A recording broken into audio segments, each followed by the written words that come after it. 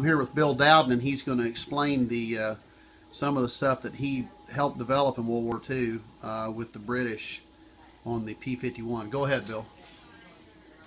We went down to Farnsborough, which is a British where they test things kind of like a Wright field, and they had developed this Mark. I think I'm right about it. I think the right name was Mark 14. And I put the first one of those on a P-51 fighter plane. Wow.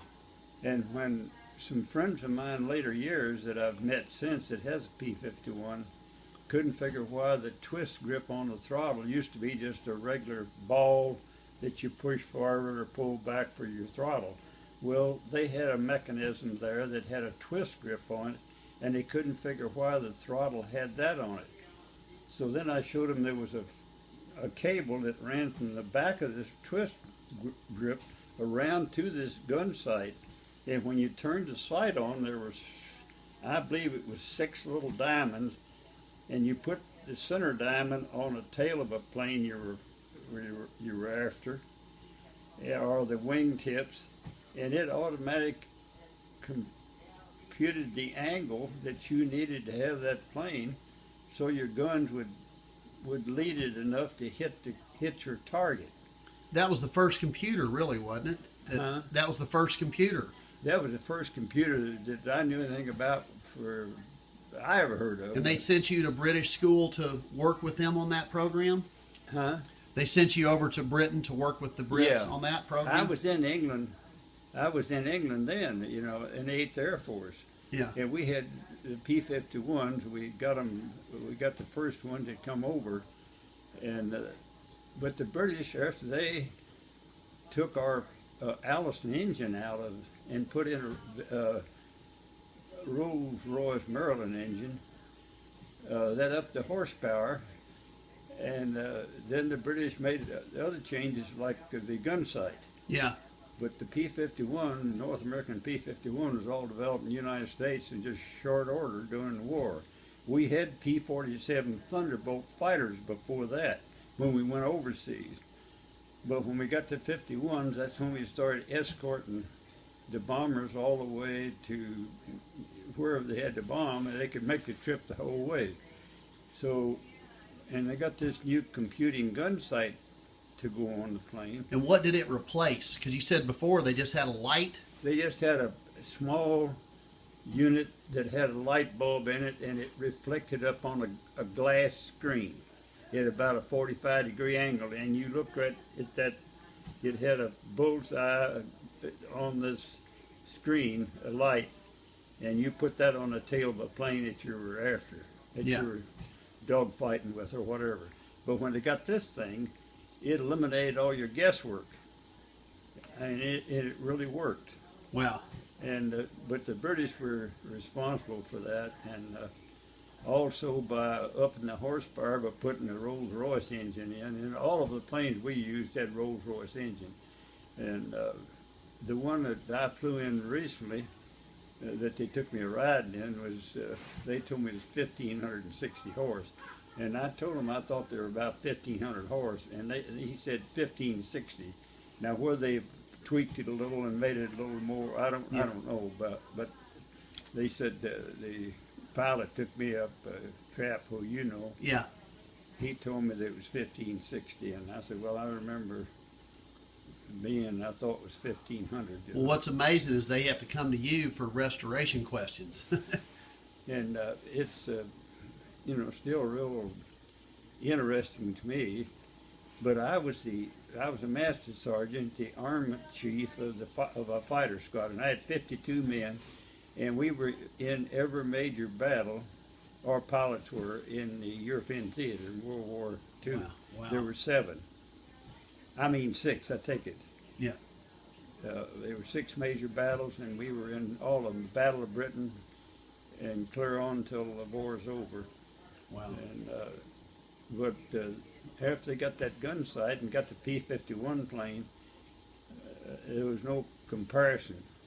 They just could they were ruling the skies, there's no question. Yeah. And so it'd be if you had to be in service, I couldn't have been in anything more interesting. You know, be mechanically minded and want to, you know. And of course, after I got out of the service, I got a pilot's license and had my own small plane Cessnas. I remember that, yeah. For a long time, and until I got too old. Yeah.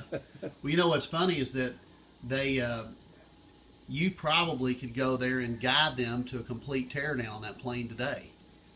I mean, you could probably guide them on what to do if they're tearing one of those down today. Yeah, I think I could. Yeah, I remember everything about the aircraft. I mean, we just we worked on them, you know, just continually, and night and day, you might see sometimes. And during the Battle of the Bulge, they took a handful of us from England. It was fogged in, and the Germans knew it, and they knew that the Air Force couldn't fly out of England on account of the weather. But if they did, they couldn't come back.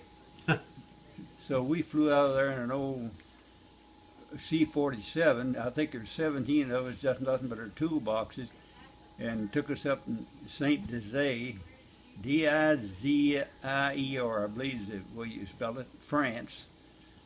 And we were there until we went to Belgium, and we were up in Belgium when the Battle of Bulge had started, and we were able to land on a runway with these tail draggers. Yeah. You know, that you couldn't with the tricycle gear. And of course the next day they were only about 40 miles from the front line, so they were able to help out in the Battle of the Bulge. And yeah. And we stayed then till the spring, and the war was really going south then for the Germans. So I got to come home in October '45. Wow. Anyway, quite interesting. Yeah, that's very interesting, and it's real nice that you've been able to help out the Warbird Museum, or David Trapp and those guys on some of their restoration questions.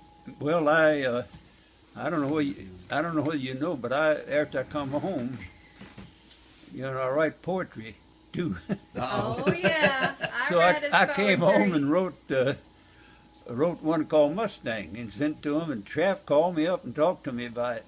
Wanted to know if they could use it in some kind of a brochure or something. I said sure. Wow. But Bill, he said, Dad, you ought to write something about this, and I'd already thought about it after I got through that day. So I come home, wrote it, and sent it to him. Well, that's amazing. Well, I appreciate you saying this stuff because I wanted to get it on film, because not many people know the stuff you know, and the ones that were involved in World War II, not many of them can remember it. I can't. I'll get to talking to somebody out here who's not connected with anything like this, but just nearly anything. And you're all the guys that I knew that wouldn't know anything about that have all passed away. In fact, I don't know any that I'm right now that's still living. And not only that, the ones that are living might not have the recollection. But they may not be able to remember anything about it. Yeah. Now, one of the fellows in my outfit wound up, when he got back, he had an insurance business down south somewhere, and real sharp guy. And he was talking to me once at one of these Air Force reunions he went to, and he was mixed up on the number of the squadron we were in, you know, 374, 75th, or 76, and we were the 76, and he had that mixed up, and he had an IQ off the charts, I can tell you. But his mind had gotten bad, or a little fuzzy, I guess you'd say. How old are you now, Bill? Down here, he said, Well, I'm closer to 95 than I am 4. June, I'm 94 and a half. There you go. Well, I'm about to run out of tape, but I just want to make sure I got that for Bill and everybody, because that's quite a piece of history there. All right.